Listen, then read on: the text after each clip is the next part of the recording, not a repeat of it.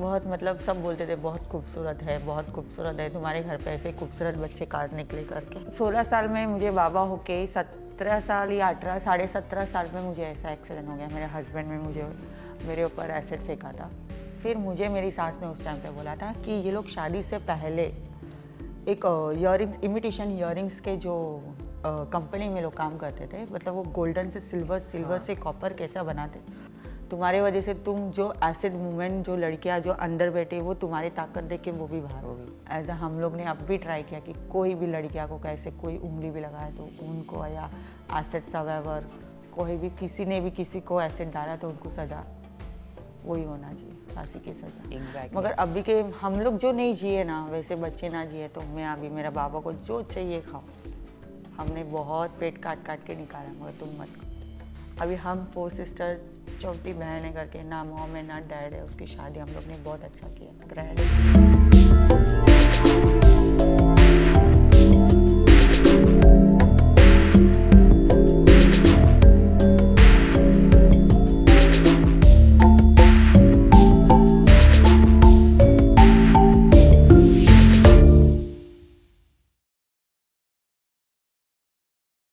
Hello everyone and welcome back to another episode of Chai and Glamour. Our special guest for today's interview is really special. She is a very inspiring personality. She is not a victim. She is a survivor and a hero. Everyone, please help me welcome Kavita ji. Thank you so much. Hi hello. Kavita ji, आज हमको बहुत ही अच्छा लगा कि आप हमारे साथ इस टॉक शो पे आए। तो कविता जी, आप बताएं कि आज आपको कैसा लग रहा है? पहला तो क्वेश्चन ये है। बहुत अच्छा लग रहा है मुझे, आपने बुलाया और ये मुझे एक चांस है, ये प्लेटफॉर्म मिला है मुझे बोलने के लिए, तो बहुत अच्छा लग रहा है। Thank you so much. It's our pleasure. हमारा ऑनर है कि आप हमारे साथ यहाँ जुड़े और आप अपनी स्टोरी एक लार्जर ऑडियंस को कहने वाले। तो कविता जी, मैंने आपकी स्टोरी पढ़ी। It was a very bad incidence. आपके जो हस्बैंड थे उन्होंने आप पे एसिड फेंका, and even when I am saying it it's kind of very emotional. जो आपको वो स्टोरी, अगर आप कंफर्टेबल हो तो हमारे ऑडियंस के साथ शेयर कर सकते हो। पक्का, ये तो मुझे बोलना ही था। एक्चुअली मैं एज अ मैरिड, मेरे को 15 साल में शादी हुई, 16 साल में बच्चा हुआ, बाबा हुआ, और 2 साल के बाद मेरे साथ एक्सीडेंट हो गया। 16 साल में मुझे बाबा होके 17 साल या 18 17.5 साल में मुझे ऐसा एक्सीडेंट हो गया। मेरे हस्बैंड ने मुझे मेरे ऊपर एसिड फेंका था। वो ऑलरेडी मोस्टली वो फर्स्ट वो कुछ काम ही नहीं करते थे, मैं ही काम करती थी, वो मैं घर का काम करती थी। कुछ बाहर से लेकर आके घर पे कुछ ना कुछ कपड़ा सिलाना है या कुछ दिया विया लगाना है, दिया को अगर टिकली लगाना, तो उससे तो कोई पेट नहीं भरता है। तो उसके बाद मेरी मॉम पहले से, बहुत पहले से मेरी मॉम, और हम लोग फर्स्ट ऑफ ऑल, मैं इतनी छोटे घर से आई हूँ कि हम 4 सिस्टर्स हैं। हमारे को भाई नहीं है। मेरे डैडी साइकिल शॉप में काम करते थे और मेरी मम्मी एक ट्रेन में सेल्स करते थे, लोकल ट्रेन में। तो उसके बाद फिर मैं सोची थी कि इससे तो कुछ नहीं होना है। बाबा को दूध का पैसा वगैरह मुझे बहुत तकलीफ़ होता था, और मैं ज़्यादा करके मेरे ससुराल में मैं नहीं थी, मैं मम्मी के घर पे ज़्यादा रही। तो इसको कौन फीस, स्कूल जाएगा तो इसका फीस, इसका आने का भविष्य इसका कौन करेगा। तो इसके लिए मैं मम्मी के साथ ट्रेन में सेल्स करने लग गई। वो उसी के वजह से वो मेरे पे शक करने लग गए कि इसको कोई मिल जाएगा तो मुझे छोड़ देगी। फर्स्ट ऑफ ऑल वो तो कुछ काम ही नहीं करते थे, सिर्फ ड्रिंक करने का और मेरे पीछे पीछे आने का, शक करने का, क्या करती क्या नहीं करती। तो मैंने मेरे घर पे मेरे ससुराल में बोला था कि एज अ एक्सीडेंट होने के 2 दिन पहले मेरे पीछे पीछे आए थे, यहाँ से कांदिवली से मलाड आए थे, मम्मी का घर कांदिवली में रहता है। तो मैंने पीछे पलटी मारा तो मेरे हस्बैंड थे, तो वहाँ से मेरी सास को फ़ोन किया था कि ऐसे ऐसे ये पीछे आ रहे हैं, इनको समझाओ कि ये क्यों कर रहे हैं, नहीं जाने दो। फिर मैंने उनको बोला कि आप लेके जाओ इनको, कि बहुत हो गया, बहुत, मतलब मैं काम पे जाती थी, फिर ये झूठ बोल के काम पे जाते, जैसे जैसे मैं ट्रेन में जाती थी ये घर पे आके बैठना, मेरे आजू बाजू नेबर बोलते थे, तो प्लीज़ आप लेके जाओ। नहीं अभी आप झेलो उसको, मुझे नहीं करना है। उस दिन अगर मेरी सास वो बात सुन लेती थी कि उसको लेकर आ जाते ना, आज मेरी फेस बच जाता था। तो फिर वो एक दिन हो गया, फिर एक दिन पहले फिर उन्होंने घर पे स्टील टॉप होती है, उसमें ऑयल उसने गरम किया था एज अ पेट्रोल वगैरह सब उसमें ऐसा गरम करके। फिर सवेरे 6 बजे की बात है, तो उस टाइम ठंडी की मौसम था, नवंबर की बात है। तो वो उसने स्टील में उबालने की कोशिश किया था, तो घर में पूरा धुआं धुआं लगने लग गया। और मेरा बाबा 2 साल का था उस टाइम पे, बाबा घर पे था, मेरे टच में सो रहे थे। तो वो धुएं से उसको खांसी आने लग गया कि ये मैं फिर सडनली, और मेरे को चादर डाल के सोने की आदत थी, ठंडी हो या गर्मी हो या बारिश हो। तो मुझे कुछ दिखाई नहीं पड़ा, मगर बाबा को चादर की आदत नहीं है। तो उसने जैसा चादर निकाला, तो मैंने चादर निकाली तो घर पे पूरा धुआं धुआं था। फिर मैं बोली ये घर पे धुआं धुआं। फिर मैंने तुरंत ने दरवाज़ा खोला, खिड़की खोली, तो मैंने उनको बोला कि क्या कर रहे हो? तो बोलते नहीं मुझे बदन दर्द हो रहा है, तो मैं तेल गरम कर। फिर उस टाइम पे 6 o'clock एज हम लोग चाली में रहते हैं, तो वहाँ पर पानी आता था। फिर मैं उनको बड़बड़ कर रही थी, ये कौन सा काम कर रहे हो 6 बजे बदन दर्द के लिए? फिर मैंने तेल गरम किए, तो पानी किधर गरम है? तो बोलते मैं कर लूँगा करके। फिर मैं पानी भरने लग गई। फिर मैंने ये भी एक्सीडेंट उनको पता है कि ऐसा ऐसा है। तो वो तेल इतना गर्म था, तो मैंने उनको बोला कि वो तेल निकाल के पहले फेंक दो, या तो एक ठंडी जगह में रखो, या अगर ये सडनली उधर जाएगा तो बच्चे के ऊपर लगेगा कर। मैंने बोला तो उनके हाथों से भगवान ने उनको इतना ये किया कि वो जैसे टोप निकाले तो उनके हाथ से सटक के उनके ऊपर ही थोड़ा बहुत गिर गया था। तो डॉट डॉट उनके ऊपर ही गिरा था एज अटैक होने के 1 दिन पहले। तो ये बात भी मैंने अपनी सास को बताई कि घर पे ऐसा ऐसा हो रहा है। फिर बोलते हैं कि कुछ बाबा एबा के पास लेके जाओ, उनको भूत पकड़ा है। बोले ये काम के लिए कोई बाबा एबा के पास लेके जाना है क्या? तो फिर मैंने छोड़ दिया। फिर मेरे घर पे सब मेरे मॉम और मेरे डैड को बोला है कि ऐसा ऐसा इशू हुआ है। तो मेरी माँ बोली अरे बाप रे, ये ऐसा कुछ ज़्यादा ही हो रहा है। फिर मेरी मम्मी उस दिन बाबा को लेके घर पे सो गए थे, क्योंकि हम लोग को एक ब्रदर नहीं था। मेरा फर्स्ट एंड फर्स्ट मैरिज होके मुझे लड़का है, तो मेरे पापा को बहुत खुश होते थे कि लड़का है करके। तो उस दिन मेरे पापा ने लड़के को लेके सो गए। फिर उस दिन रात को मेरे साथ सब एकदम अच्छा बात बीत किए, एज अ हस्बैंड वाइफ रहे भी। फिर मुझे नहीं लगा कि मॉर्निंग में ऐसा होगा करके। फिर से वही काम किए उसने, 6 बजे उठ के फिर से वही। मैं मतलब उनको एक दिन पहला उनको मालूम पड़ गया कि एक घर पे उबालते हैं तो इसको पता चलता है। तो नवंबर को उन्होंने क्या किया, मैं ट्रेन में सेल्स करने जाती तो उन्होंने आजू बाजू लोग को बोलकर कि मेरी वाइफ मुझे खाना नहीं खिलाती, मुझे स्टोव देना, और मेरे घर से टोप लेकर गए। और उन्होंने मतलब मुझे नहीं पता था ये सब। मुझे ऐसा अटैक होने के बाद FRI में लिखा था, जब मुझे मालूम पड़ा कि उन्होंने एक पेट्रोल, डीजल और वैसलीन और ये सब वो गंदा गंदा जो चीज़ है वो सब मिला के उसने स्टोव में गर्म करके फिर यही 6 बजे उठ के, तो मेरे घर पे नेबर में कोई एक सुसाइड करके सुसाइड कर दिया था एक लड़के ने। तो मुझे एक डर लग रहा था कि सुसाइड किया तो 5 बजे कोई आता नहीं है। तो मेरे हस्बैंड, मैं उठ रही थी तो मेरे हस्बैंड बोले कि नहीं आप सो जाओ, मैं पानी भरता, आप डरते हो ना, मैं कर। तो मैं ऐसे ही मतलब लेटी थी, एक सोफ़ा सेट था उसमें ब्लैंकेट लेकर मैं सोई थी, मगर मुझे ऐसा नहीं लगा कि आज मेरा फेस यही लास्ट होगा करके। तो मुझे ऐसे भी एकदम नहीं सोई थी, ऐसे लेटी थी। ये 10 मिनट का बाद है, उन्होंने 10 मिनट में बाहर स्टोव में गर्म करके मेरे ऊपर चादर निकाल के थ्रो करके माचिस लगा के चले गए। तो भी वो वहाँ से देख रहे हैं। तो मैं बोल रही आजू बाजू को कि मुझे बचाओ, कोई बचाओ। तो फिर तो भी मैं फायरिंग फेस में जाके बाजू वाले की खिड़की में मैंने ऐसा किया। मैं जैसे आँख खोली तो ऑरेंज था। तो फिर बाजू वाले के खिड़की में खोला तो उसने खिड़की बंद कर दिया कि मैं क्या करूँ।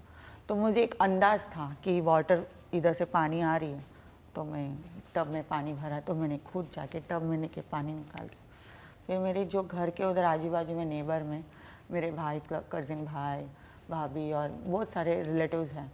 तो फिर मैं गई 10 घर छोड़ के कि गणेश प्लीज़ खोलो ना, देखो ना मेरे फेस पे क्या हो गया है, मेरे हस्बैंड ने क्या किया है, देखो ना।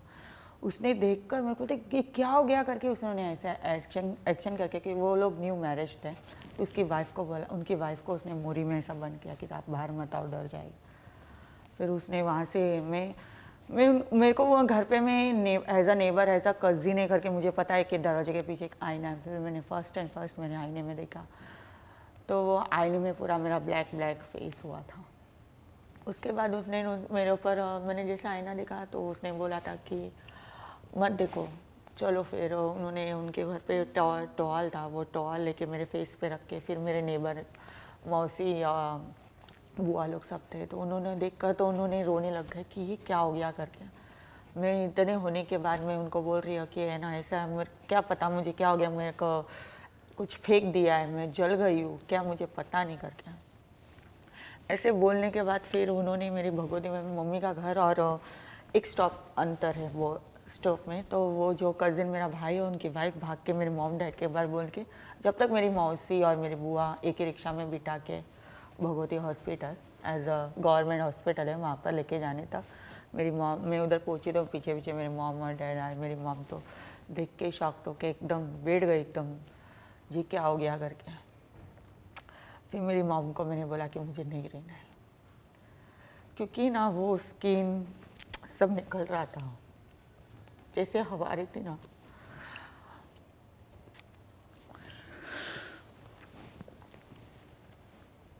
सॉरी, कोई नहीं, आपको पानी पीना है। नहीं, तो स्किन आते आते फिर जलन, और मैं बहुत, मेरे घर पे ना मैं बहुत प्यारी बेटी थी,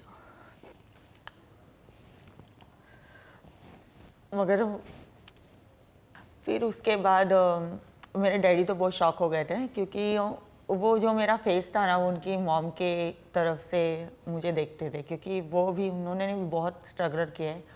क्योंकि जब उनकी जब मैरिज हुई थी तो उनकी भी मॉम तुरंत 2 साल में या 1.5 साल में ऑफ हो गए। तो जो मेरा फेस है ना, मैं सिर्फ मेरे डैडी के ऊपर गई हूँ, और मेरे डैडी बोलते हैं कि ये तू मेरे ऊपर नहीं गई, मेरी मम्मी के ऊपर गए। तो वो ज़्यादा करके मेरी माँ मेरे फेस को देख के वो खुश हो जाते थे। और हम लोग 4 सिस्टर्स में कोई मेरे जैसा शक्ल नहीं था। बहुत मतलब सब बोलते थे बहुत खूबसूरत है, बहुत खूबसूरत है, तुम्हारे घर पे ऐसे खूबसूरत बच्चे कहाँ निकले करके। मेरे डैडी में किधर भी जाके आएंगे ना तो ऐसे नज़र उतारते थे कि मेरी बेटी को कोई नज़र ना लगे। आज तो नज़र ही कई दाग लग गई है ना। फिर उसके बाद डैडी तो शॉक में थे, डैडी तो कुछ बोलने के लायक नहीं था। मेरा शक्ल देख के एकदम शॉक्ड हो गए। सामने मेरे हस्बैंड पुलिस को लेकर आके खड़े भी है भगवती में, तो वो बोलते कि मैं क्या करूँ, उसको मारूँ क्या, मार डालूँ। मैं एकदम शॉक में हूँ कि क्या करूँ इसको लेके। तो फिर भगवती में जैसे मेरे को ट्रीटमेंट को करने लगे तो उन्होंने बोला कि 85% बर्न हुआ है करके। तो फिर एक सिस्टर्स थी, वो एक आया बाय थे, तो वो मेरी दर्द वो सह नहीं पाए, तो उसको अंदर से ग्लो आ गया। तो वो ऐसा बोली कि मेरी मॉम को कि आपको लगता है कि इसके बाद आपकी बेटी की लाइफ अच्छी हो जाएगी, तो प्लीज़ उसको तड़पाओ मत, एक इंजेक्शन दे दो उनको। तो मेरी मॉम बोले कि बस आप मत बोलो। तो मेरी मॉम को डर लग गया कि गवर्नमेंट है, कभी ना कभी इंजेक्शन दे के मेरी बेटी को कुछ कर देंगे करके। तो फिर मेरे भाई वगैरह सब जो कज़िन भाई वो लोग ने सब नेट में सोचा था कि बहुत अच्छा बर्न सेंटर या किधर है करके। तो फिर एक मेरी मॉम की एक फ्रेंड है, उनकी बेटी एज अ बर्न हुई थी, तो उन्होंने वहाँ पर ट्रीटमेंट किया तो वो अच्छे हो गए। तो मम्मी को वो क्लिक आया, तो बोलती नहीं मुझे वो किधर गए थे वही हॉस्पिटल मेरे को। तो भाईकला मसीना हॉस्पिटल में मुझे वहाँ से भगवती से लेके गए, ट्रांसफर किए। तो 3.5 महीना मैं वहाँ पर थी।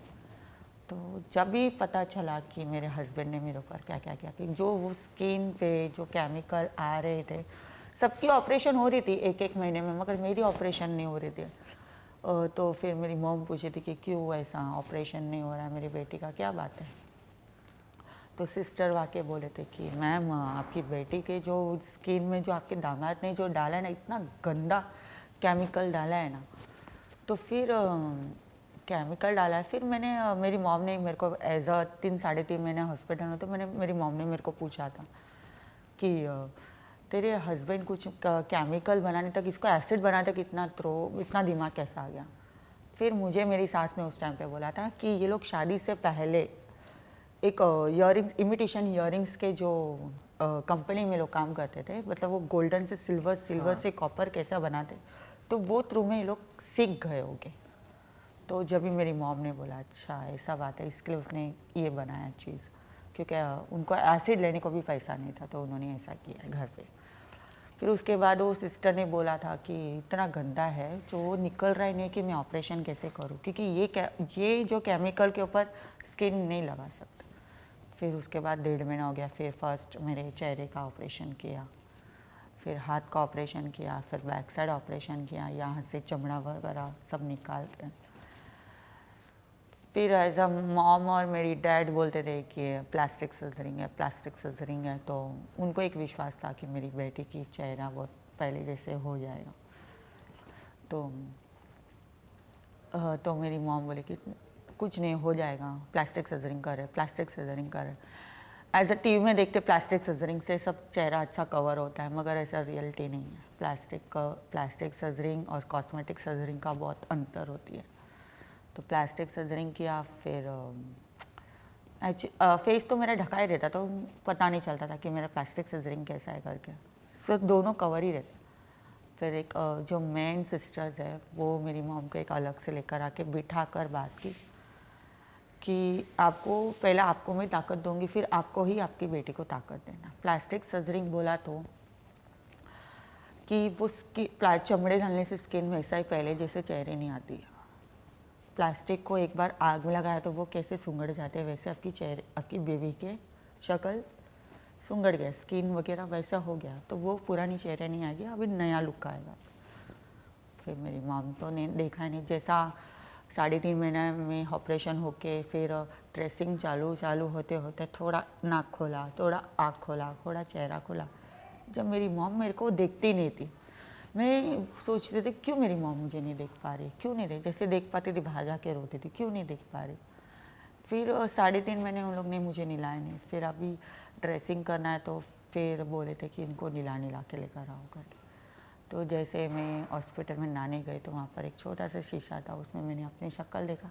मैं शक्ल देख रही तो मैं यकीन ही नहीं कर पाई कि ये मैं हूँ करके। मैं फिर अंदर से बहुत टूट चुकी थी। इसके लिए मैंने कहा था कि मैं एक्चुअली भगवती हॉस्पिटल में मैंने डॉक्टर से पैर पड़ लिया था कि मुझे नहीं जीना है। तो डॉक्टर बोले ऐसे नहीं बोलते बेटे। फिर वो देख के ना मैं अभी रोऊँ क्या करूँ, मुझे कुछ समझ में नहीं आ रहा। फिर ड्रेसिंग के लिए जा रही तो फिर मेरी बड़ी मॉम और मेरी मौसी सब लोग साथ में मेरे को देखने आए थे। वो लोग देखे और मैंने उनको खस के पकड़ के रोया कि मुझे क्यों तुम लोग जिंदा रखे, मुझे नहीं जीना है। फिर मेरी मॉम ने कहा डॉक्टर वहाँ से, तुझे नहीं जीना है, बाबा को कौन देखेगा, वो तो चला गया जेल में, तू ही तो है उसका सहारा करके।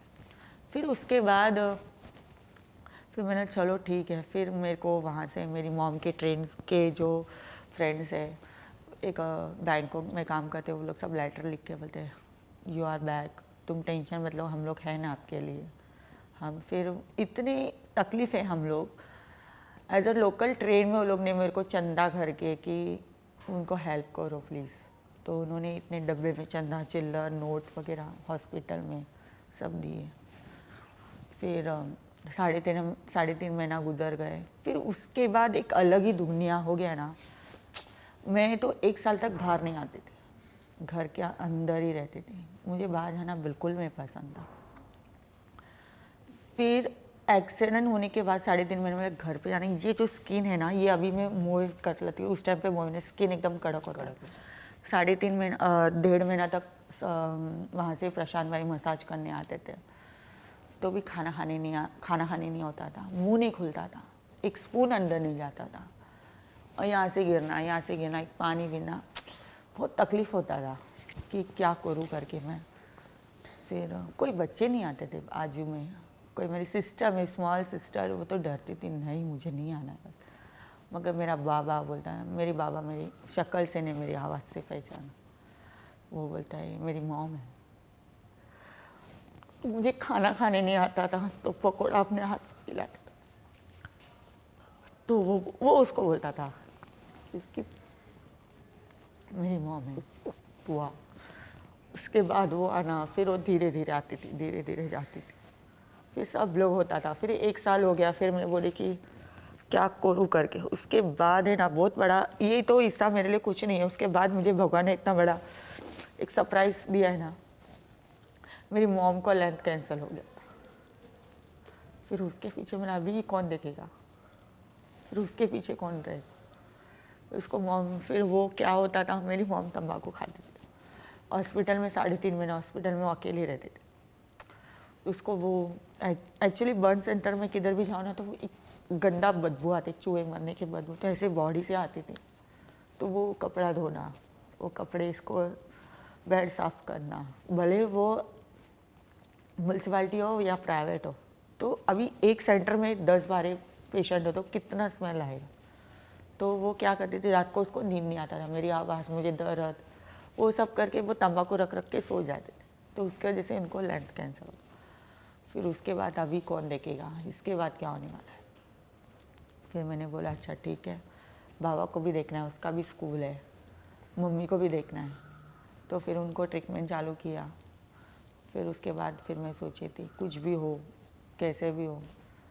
फिर मेरे आजू बाजू लोगों ने समझा कितना दिन अंदर रहेगी, बाहर तो आना ही पड़ेगा। फिर फुल, इतना फुल कपड़ा अभी तो मैं पहन लेती हूँ थोड़ा बहुत, अभी दिखेगा तो चलेगा। उस टाइम पे फुल कवर कर लेती थी, आँख सिर्फ दिखता था, उसमें भी ब्लैक चश्मा पहन के ट्रेन में सेल्स करती थी।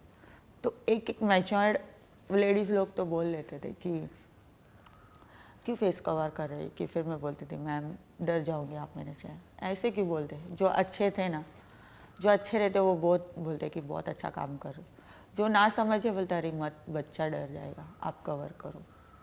वैसे वैसे करके मैंने 1.5 साल निकाला। उसके बाद मॉम ऑफ हो गई मेरी। फिर उसके बाद फिर स्टेशन में फिर मेरे को सांस लेने को प्रॉब्लम होता था। फिर मैं डॉक्टर के पास गई, फिर पूरा चेहरा ब्लैक हो गया। तो डॉक्टर ने बोला कि ज़्यादा कवर मत करो, कवर करने से ब्लैक स्किन पड़ रहा है, थोड़ा खोल के रखो। फिर थोड़ा खोला, फिर थोड़ा खोला, फिर थोड़ा खोला, थोड़ा खोल खोल के फिर आज मैं दुनिया में खुले आ रही हूँ, ऑन द वे आपका शो में आ रही हूँ। फिर अभी जो हिम्मत है ना, उस टाइम पे हिम्मत मेरे बहुत, वो स्ट्रगल, मतलब एक किसी की शादी में आगे नहीं जाना, सब पीछे रहना, कि अपने तो बोलेंगे, पराई तो कुछ बोलेंगे। फिर हर चीज़ में मैं पीछे पीछे रहकर सब करें, मगर चलो जो है वो देखा जाएगा करके मैं आगे बढ़ी। अभी लड़का 18 साल का हो गया, अभी सब 1 मैन शो कर रही हूँ। क्या कर रहे हैं वो अभी कॉलेज में अच्छा, हाँ। 12वीं कर रहे हैं। अच्छा, फिर उसके बाद 7 साल के बाद, 8 साल के बाद सजा होने के बाद एक्चुअली फिर डैडी ने फिर हम लोग 4 सिस्टर अपना था, 44 सिस्टर की शादी करना था। समाज एक टाइम पे ना कोई सपोर्ट नहीं करता है, समाज मेरे डैडी को ऐसे चढ़ा है ना। तो फिर एक एक दिल पे लग गई थी बात। मेरे डैडी बोल रहे थे कितना दिन मैं आपको देखूंगा, कितना दिन देखूंगा, आज मैं हूँ जिंदा, जब तक मैं देखूंगा, मैं मरने के बाद कौन देखेगा। फिर बोलते हैं रेंट में घर, फिर रेंट में घर ली। फिर मैं बोली रेंट में घर, फिर रेंट भरूँ या स्कूल का फीस भरूँ। उस टाइम पे अगर मेरे एनजीओ के सपोर्ट रहते ना, तो ये कदम मैं दोबारा दूसरा कदम निकाली वो नहीं निकालती थी। उसके बाद फिर मैं एक शादी में गई तो मेरी सास ने मुझे देखा। 5 साल के बाद उन्होंने मेरा शक्ल देखा, वहाँ पर रोने लग गई। फिर बोलती है कि मैंने फिर उनको एक ऑफ़र किया कि मुझे एक घर दे दो, वो तो गया, मैं रेंट में हूँ, मुझे फीस, स्कूल फीस नहीं, तो बाबा को आप रख लो। मैंने ऐसे ही बोला कि बाबा को रखो करके। तो उन्होंने बोला कि नहीं, आपको मैं रहने को घर देती, आप मेरे बेटे को निकालो। तो फिर मैंने बोला ठीक है चलेगा। मैंने बोला अगर मैं निकालूंगी भी ना तो मेरे से कोई टच आउट नहीं करने का, उनका उनके जगह पर रहने दो, मैं मेरे बाबा को लेके खुश रहूँगी। फिर उसके बाद उनको 10 साल की सज़ा लग गई थी। 10 साल की सज़ा होने के बाद 7 साल के बाद वो बाहर आए।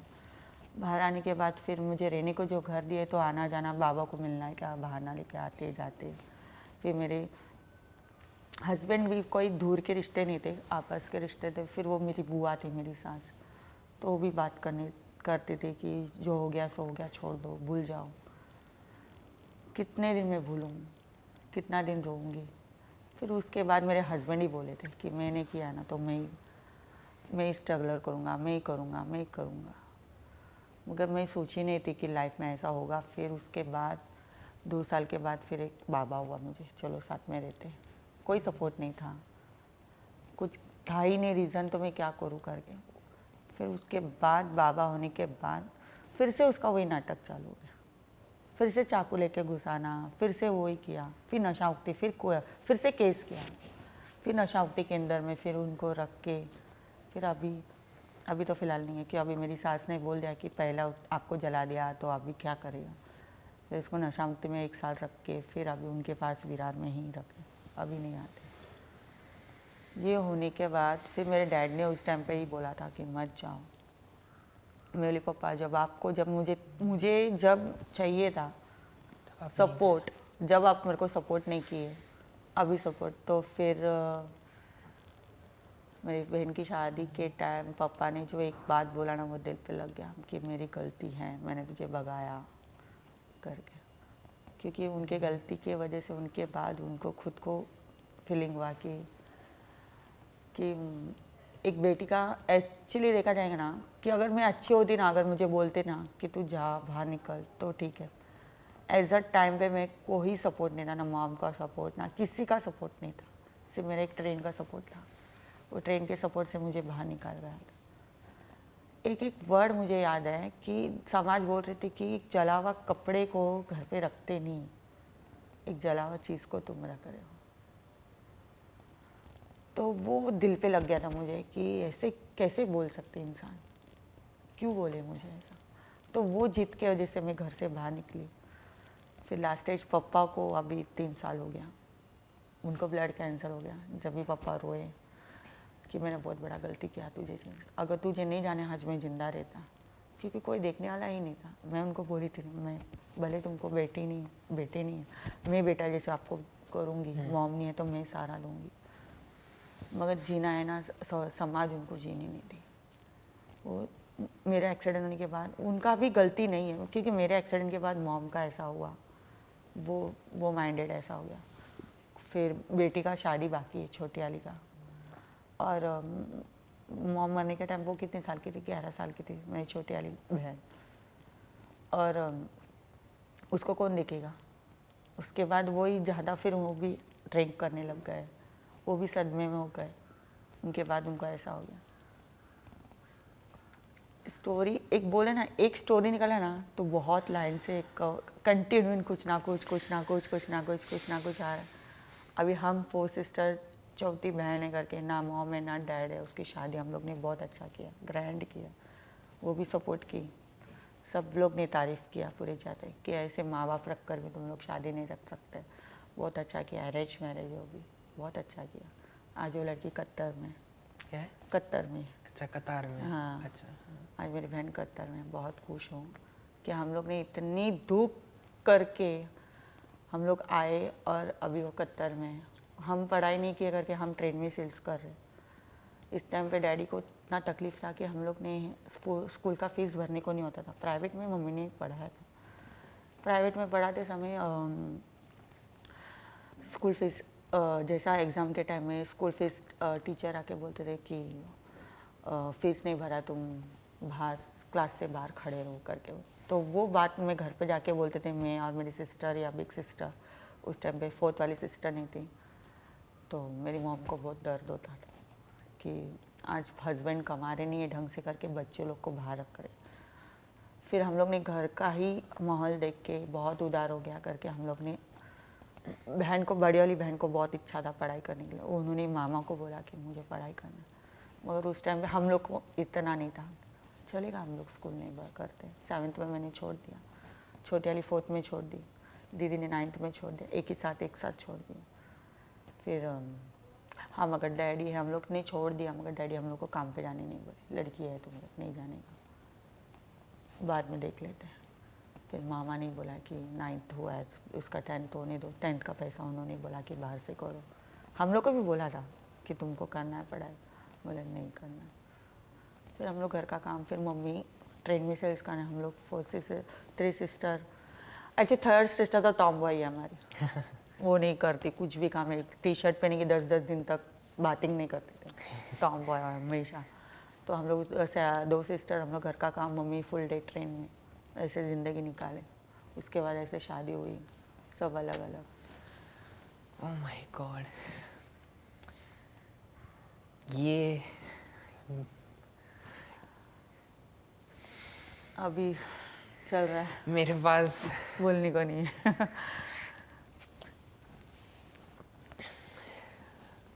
कई बार ये सुन के लगता है, आपकी स्टोरी सुन के लगता है कि हम लोग हमारी लाइफ में कुछ भी छोटा इनकन्वीनियंस हो जाए, या ये जूते ला के नहीं दिए, ये फ़ोन ला के नहीं दिया, कि ये नहीं हुआ, तभी हम बहुत उदास हो जाते हैं तभी हम रियलाइज़ नहीं करते कि हमारे बाहर किसी का स्ट्रगल, किसी की स्टोरी हमारे से ज़्यादा वेट हो हमारे, तो हम तो इतना भी नहीं उनकी स्टोरी, उनके स्ट्रगल के सामने। नहीं, I हम लोग hope- ने भी बहुत स्ट्रगल किया था कि हम लोग को भी Exactly. एक वड़ा पाव खाने का वो नहीं होता था उस टाइम पे। वड़ा पाव तो उस टाइम पे 1 रुपया 2 रुपये था, हम लोग स्कूल टाइम पे, उस टाइम पे वो भी नहीं खा पाते। मगर अभी के हम लोग जो नहीं जिए ना, वैसे बच्चे ना जिए, तो मैं अभी मेरा बाबा को जो चाहिए खाओ, हमने बहुत पेट काट काट के निकाला, मगर तुम मत खाओ। आप में जितनी ताकत है आई डोंट थिंक सो ऐसा मुझे हम ताकत यहाँ मुझे जितने नहीं भी- दिया, ये पब्लिक ने इशू नहीं, मुझे मेरे पब्लिक ने, जितने अच्छे अच्छे पब्लिक है उन्होंने बहुत मेरे को ताकत दिया। हम भी जी रहे, तुम भी जियो, तुम्हारे वजह से तुम जो एसिड मूवमेंट, जो लड़कियां जो अंदर बैठे, वो तुम्हारी ताकत देख के वो भी बाहर वो भी बाहर आएगी। आपको लगता है कि इंडिया में, भारत में आज जो विमेन है, औरतें, वो रियली सेफ है क्या? वो सच्ची में सेफ है या फिर ये एक सिर्फ पोस्टर्स या सोशल मीडिया तक ही सीमित है? मुझे नहीं लगता है सिर्फ है। अब थोड़ा थोड़ा बहुत बाकी है, बहुत बाकी है। बहुत बाकी है। आपने जो बोला कि आप ट्रेन में यू यूज टू सेल, आप चीज़ें बेचते थे, तो मैंने पढ़ा भी था आपके उसमें कि आप आर्टिफिशियल ज्वेलरीज हाँ, बेचते jewelries हो, बेचते। राइट? सो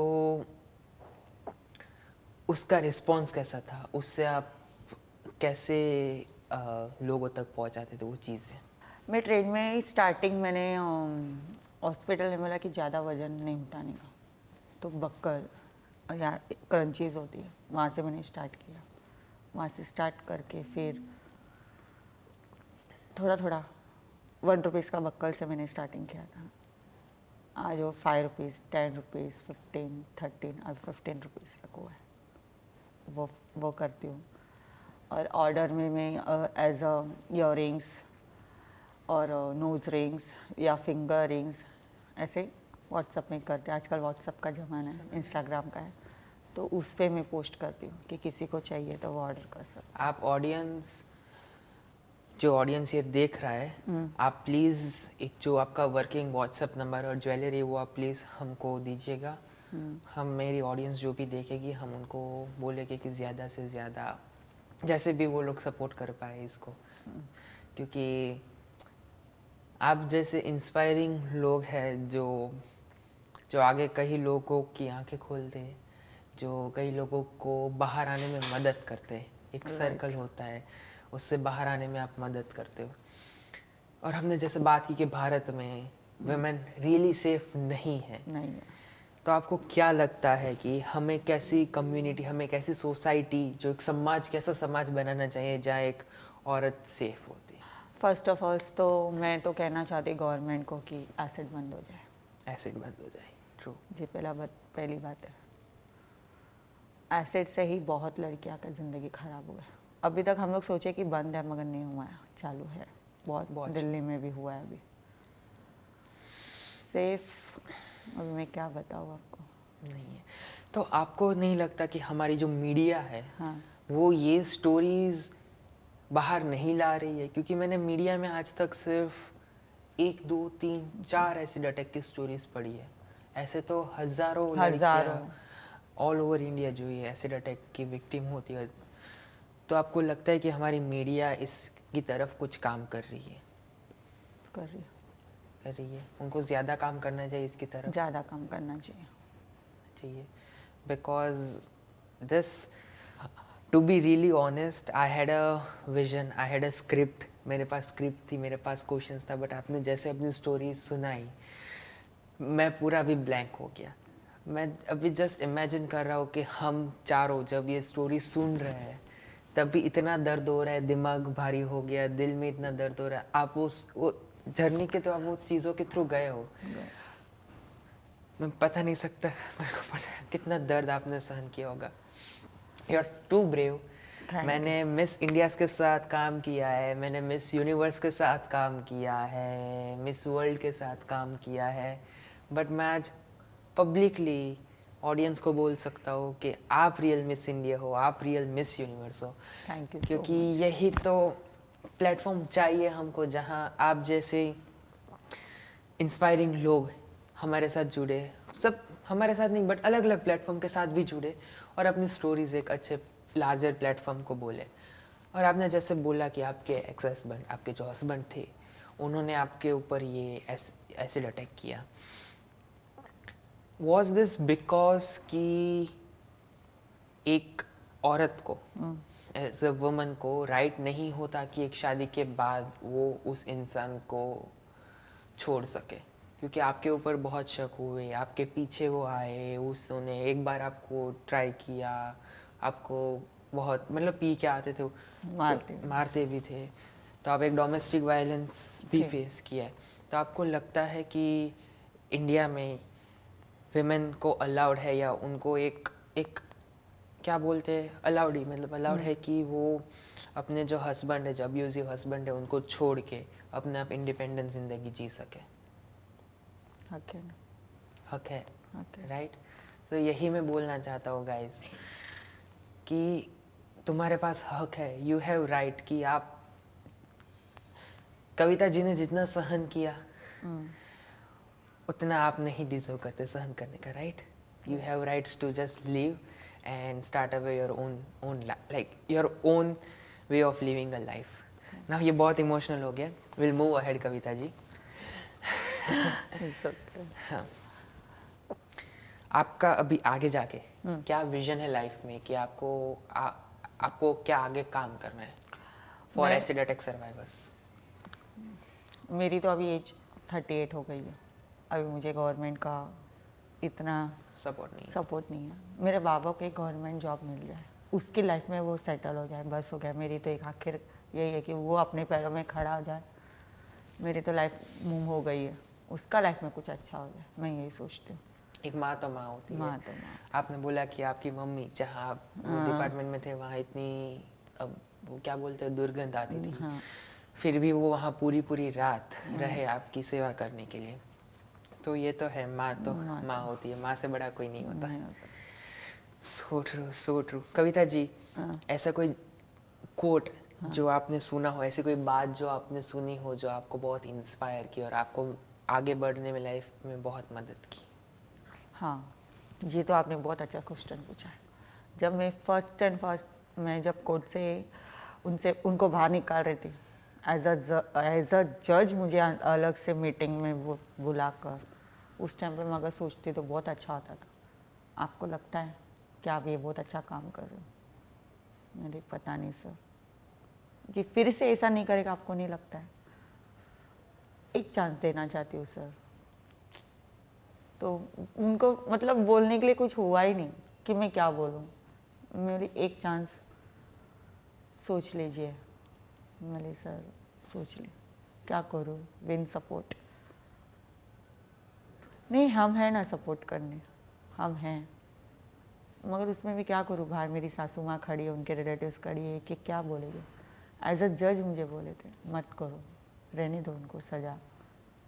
मैं अभी इतना तक आ गई तो मैं बैक कैसे पैर पीछे करूँ? मैं सर को बोली सर एक चांस देना चाहता। अगर उस टाइम पे सर मुझे बोलते थे ना, आज कुछ अलग ही होता था, मगर मैंने उनकी बात भी नहीं सुनी। आज उनका मैंने बाहर निकाल के बहुत बड़ी गलती कर दी, क्योंकि मैं ऐसी करूँगी तो बाकी भी बहुत जन करेगी। एग्जैक्ट। तो आपको क्या लगता है कि आपके उसने एक सर्टन पोर्शन जो जिंदगी का एक पार्ट है उसने पूरा उजाड़ दिया आपके हस्बैंड ने? ठीक है, उजाड़ दर के फिर आकर उसको एक चांस दिया था। वो चांस उन्होंने क्या सोचा है कि गलती मैंने किया, उन्होंने नहीं किया। वाह, ऐसे सोच के बाहर आए। ये तो प्रॉब्लम है। हम मतलब उनकी कॉलर टाइट हो गई, अरे वही तो आ गई है, मेरे को छुड़ा नहीं। ऐसा उन्होंने पैट्रियार्की सोसाइटी बोलते हैं ना, पैट्रियार्कल सिस्टम है कि मर्द है तो हम सबसे बड़े हैं, हमसे कोई बड़ा नहीं है। हाँ। This is एक लड़कियां hilarious. की दिल, एक औरत की दिल एक पत्थर नहीं होती है, मगर आज समाज और दिल की बातों भी उन्होंने बताया कि तुम कैसे। आपको क्या लगता है उसने आपकी जिंदगी एक टाइम तक उजाड़ दी, उन्होंने आपके पास जब था वो सब छीन लिया, तो उनको वो 10 साल की सजा काफी थी? नहीं, अभी ऐसा लगता है कि उसको उम्र कैद लगना चाहिए ना। मैंने बहुत बड़ी गलती किया कि उनको बाहर निकाल के। एज अ अब भी होगा, एज अ हम लोग ने अब भी ट्राई किया कि कोई भी लड़कियां को कैसे कोई उंगली भी लगाए तो उनको, या एसिड सर्वाइवर कोई भी किसी ने भी किसी को एसिड डाला तो उनको सज़ा वही होना चाहिए, फांसी की सज़ा। एग्जैक्टली और अगर हम ये बोले अभी हम प्लेटफॉर्म पे हम एक मैसेज भी दे कि आपका बच्चा हो, बेटा हो या बेटी कोई भी हो, उनको बचपन से ऐसा सुपीरियरिटी कॉम्प्लेक्स ना दे कि वो सबसे बड़े हैं, उनके पास सब राइट है कि वो किसी की भी जिंदगी उजाड़ सकते हैं just because they want to. हाँ, तो आप उनके बारे में कुछ किसी पेरेंट्स या जो भी उनके छोटे बच्चे हैं या कोई सर्वाइवर्स है उनको अगर आप मैसेज देना चाहती हैं? मैसेज तो मेरी तरफ से यही बोलते हैं कि जो मैंने गलती किया वो आप मत करो। मैंने तो एक मतलब एक पति और एक बच्चे का बाप सोच के मैंने उनको निकाला, मगर मैंने इतनी बड़ी गलती किया है मैंने लाइफ में, फर्स्ट एंड फॉरमोस्ट कभी गलती आप मत करो, उनको उधर ही सजा रहने दो, आपकी लाइफ आप अब जियो, जो होता है वो पीछे का छोड़ के अभी जो आने वाला जनरेशन है, आने वाले बच्चों के लिए आप जी लो, बाहर निकलो बस। सो ट्रू और आप बहुत ही स्ट्रांग हो टू बी वेरी ऑनेस्ट और हम सब ये मानते हैं, right guys? Now moving ahead Kavita ji, आपने बोला कि यू वर 4 सिस्टर्स, आप 4 बहनें थे, तो क्या समाज में आज भी कई फैमिलीज अपनी बेटियों को बोझ समझते हैं? आपने ऐसे कभी आपकी फैमिली के अलावा कई इंस्टेंस देखे हैं जहाँ लड़कियों को बोझ समझते हैं? पहले हमारे जनरेशन में थे मगर अभी के जनरेशन में नहीं है, बहुत समाज बदल गए, मगर कोई कोई घर पे है, ऐसे नहीं दिखता नहीं है मगर लगता है दिखता नहीं है बट मगर है, लगता है। So true. This is like a very emotional set of conversation that I've ever had in my interviews. एक सवाल है जो भी है कि आप ब्यूटी पैजेंट्स, जो ये पैजेंट्स है उनके बारे में क्या सोचते हो? अच्छा बुरा कुछ भी, बी वेरी ऑनेस्ट। बहुत लक है, बहुत उनका बहुत बड़ा लक है जो इतना बड़ा प्लेटफॉर्म मिल रहा है उनको। वो खूबसूरत खूबसूरत तो आप भी बहुत हो। नहीं, आप हो, अगले जन्म में होगा। इस जन्म में भी आप खूबसूरत हो। होगी, आप लोग के लिए, मेरे लिए तो मुझे वो पुराना चेहरा याद आता है। मैं एक्चुअली ना आपको एक बात बोलती हूँ, जब मेरा ऐसा एक्सीडेंट हो गया ना, एज अ 3 महीना मुझे ना, मुझे अगर कुछ सपना भी आएगा ना तो मैं ऐसे सोचती हूँ कि मेरे अच्छा हो जाएगा, अच्छा हो जाएगा, अच्छा हो जाएगा, मगर वो पहला वाला फेस में अच्छा हो जाता है, पहला वाला फेस में आता था सपना, मगर अभी के फेस में नहीं आता, अभी का फेस में आता है। तो बोलते ना वो आत्मा ने भी मान लिया है कि आपका शक्ल अभी ऐसा, वो इसके लिए बोलते हैं ये बहुत लक है कि उनको इतना बड़ा प्लेटफॉर्म मिला। टू बी ऑनेस्ट, और आज तक लास्ट 50 सालों से ब्यूटी पेजेंट्स एग्जिस्ट कर रहा है, 50 सालों से ज़्यादा, और आज तक मैंने कोई एसिड अटैक सर्वाइवर को इन लोगों ने कोई प्लेटफॉर्म पे नहीं लिया नहीं है, as a contestant, as a winner. तो ये मैं भी मानता हूँ कि ये थोड़ा बहुत रिग्रेसिव कॉन्सेप्ट है ब्यूटी के बारे में, राइट? और मैं यहाँ बैठ के भी बोलता हूँ कि मेरा जो भी प्लेटफॉर्म होगा आगे जाके, ये है आगे है, उसमें मैं मेक श्योर करूँगा कि सबको प्लेटफॉर्म मिले, एसिड अटैक सर्वाइवर्स हो, कैंसर सर्वाइवर्स हो, बिकॉज आप जैसी स्टोरीज है, आपकी जैसी हिम्मत है, वो इंडिया पूरी दुनिया को जानना चाहिए, right? Because this is like too much for me right now to handle. Okay चलो ये बहुत हो गया, अभी हमने एक लाइट मूड बनाते, एक लाइट सेशन करते हैं, और वो है नेवर हैव आई एवर। सो मैं आपको क्वेश्चन, वो आपके पीछे जो बोर्ड है उसके पीछे ये है, ठीक है? मैं आपको थोड़े सवाल पूछूंगा, फनी वाले होंगे, फनी, ठीक है? वो सवाल को आपको जवाब देना है। आई है, हाँ, जो आपने किया उसमें आई हैव, और जिसमें नहीं आई हैव नॉट। आपने कभी भी कोई जोक पे हंसा जो आपको समझ नहीं आया बट एक अच्छा पोलाइट रहने के लिए हंस दिया? ओके। कभी भी आपने ऐसा प्रिटेंड किया कि आप फ़ोन पे बात कर रहे हो, तो आपको मतलब किसी से बात नहीं करना और आपने ऐसा एक्टिंग की कि मैं फ़ोन पे हूँ? एक्चुअली मैं फ़ोन में बात करते मेरे फर्स्ट में एक बार मैं बाहर जा रही थी, हाँ। और मुझे पता ही नहीं कि मेरी बस चली गई।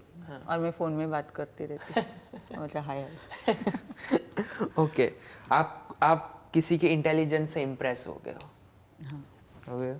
अच्छा, आपने किसी को क्या बोलते, एक गलत फ़ोन नंबर दिया, आपको किसी ने अपना फ़ोन नंबर मांगा और आपने गलत फ़ोन नंबर नो, नहीं दिया? ओके। आपने ऐसा बोला कि मैं रूड साउंड करना नहीं चाहती और फिर आप रूड बोल दिया? हाँ ऑलरेडी मेरी साउंड बहुत ज़्यादा है। ऐसा मैं कुछ नहीं, करती हूँ। ऐसा कुछ नहीं है। आपने कभी कोई फैशन शो देखा हो या टीवी देखा हो, आपको लगा इसने ये क्या पहना है, ऐसा कभी सोचने में आया? Yes yes. ओके। और आपका कभी बहुत फनी मोमेंट हुआ है कि आप कोई शूट कर रहे हो या कभी जो आप पेजेंट में गए थे, मतलब एक शो पे गए थे, ऐसा कोई बहुत फनी मोमेंट हो गया? हाँ मैं डांस बहुत अच्छा करती हूँ ना, तो उसमें बहुत फनी आया था। आप डांस करते हो? हाँ मुझे बहुत पहले से डांस का बहुत शौक है। अच्छा। मैं ऐश्वर्या राय की लिमोड़ा लिमोड़ा जो हम दिल चुके सनम का जो सॉन्ग है उसमें फुल जब मैं 8 साल की या 7 साल की थी, जब इसे मैं किधर भी स्टेज हुआ तो मेरा वो लिमोड़ा लिमोड़ा चालू हो जाता था। तो मुझे गली वाले ये लिमोड़ा लिमोड़ा, मेरा नाम नहीं पता है, लिमोड़ा लिमोड़ा बुलाते थे। तो मैंने 2-3 स्टेज में मैंने वो डांस किया, तो मुझे 2-3 स्टेज में प्राइज भी मिला था, अरे फर्स्ट वाह, प्राइज। क्या तो बात है। बहुत निम्बूडा निम्बूडा आपको बहुत पसंद है बहुत सॉन्ग? पसंद ठीक है, हम ये शो के बाद ये जब होगा ना तभी हम रील लेते हैं ना। हाँ नहीं अभी मेरा एज हो गया यार। अरे एज क्या हो गया, एज तो कुछ नहीं होता। ये कितने अभी साल तो के मैं पता है? इस टू पार्टी डिस्को वो डांस करती हूँ। हाँ ठीक है, वो डांस करेंगे हम। ओके, आपने कभी किसी पे एक प्रैंक किया, एक जोक किया? नेवर। नेवर। ओके, आपने कोई भी मूवी हो, एक मूवी बहुत बार बार देखी? As a चपाक। कौन सी? चपाक। छपाक, दीपिका पादुकोण की। वाओ, बहुत सही मूवी थी। सब। और दीपिका ने पता नहीं इंडिया में वो मूवी इतनी हिट क्यों नहीं हुई, क्योंकि लोगों को आदत नहीं किसी के दर्द देखने की। मारा मारी हो तो लोग देखने जाते हैं। और मेन कॉमेडी चाहिए उनको कॉमेडी चाहिए। बट छपाक अगर आपने नहीं देखी है, जो दीपिका पादुकोण की और लक्ष्मी की लाइफ पे बेस्ड है, वो आप ज़रूर देखें। वो स्टोरी आपको एक इमोशन की ट्रेन से लेके जाएगी, राइट? तो आप वो ज़रूर देखें। नेक्स्ट इज, आपको कोई टॉपिक के बारे में नहीं पता, बट आपने एक प्रिटेंड किया, नाटक किया कि मेरे को बहुत पता है उसके बारे में। किया है। ओके, बस यही था हमारा never have I ever. Thank you. और कोई क्वेश्चंस आपको मेरे लिए? कैसा लगा आपको मेरा इंटरव्यू कैसा लगा? वो तो एक पूरा इन सबको बहुत अच्छा लगा।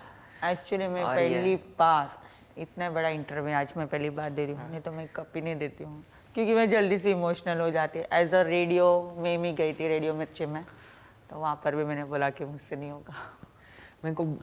मेरे को अभी कैसा लगा, मैं ये वर्ड्स पे नहीं बोल सकता। ये चीज़ वर्ड्स पे नहीं आ सकती। ये एक इमोशन है, बहुत ही इमोशनल सेट था ये पूरा इंटरव्यू का। और बस बोलूँ तो आज का ये बेस्ट इंटरव्यू था, मेरा आखिरी इंटरव्यू था आज का, और ये बेस्ट था। और मेरे को बहुत ही खुशी हुई कि आप हमारे साथ जुड़े और आपने हमारे प्लेटफॉर्म को चूज़ किया अपनी एक स्टोरी के बारे में। Thank you so much. Thank you for coming. और ऐसे ही आप इंस्पायर करते रहिए लोगों को, और हमारा एपिसोड जल्दी ही रिलीज होगा।